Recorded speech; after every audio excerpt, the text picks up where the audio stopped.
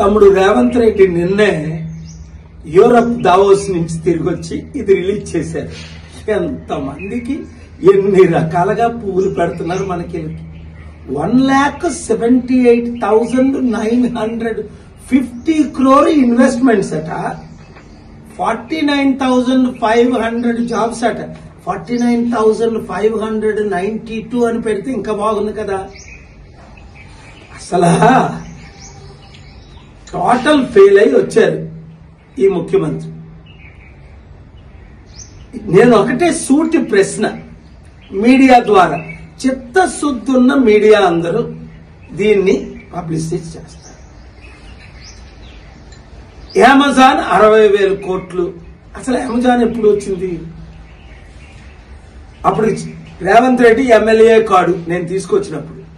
Google, Microsoft, Amazon 700 కంపెనీలు తెచ్చినప్పుడు నేను తీసుకొచ్చానని చంద్రబాబు నాయుడు గారే వాళ్ళందరినీ కలవడం జరిగింది. ఆయన ఒప్పుకున్న సత్యం ఇది, దేవగౌడ గారు ఒప్పుకున్న సత్యం. ఇప్పుడు కొత్త కంపెనీలు ఎక్కడి నుంచి వచ్చాయి? రెండోది, లాస్ట్ ఇయర్ దావోస్ వెళ్ళినప్పుడు మన అందరికీ తెలుసు అదానికి 25,000 కోట్లు ఇచ్చినట్టు. ఇప్పుడు ఎవరికి ఇచ్చారు? 15,000 కోట్లు మన అందరికీ తెలుసు.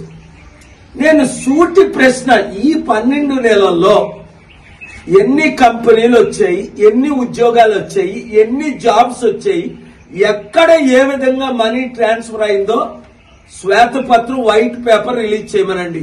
ఇలాంటి బోగస్ మాటలు చెప్పుకొని ఎంత కాలం మమ్మల్ని మోసం చేస్తారు?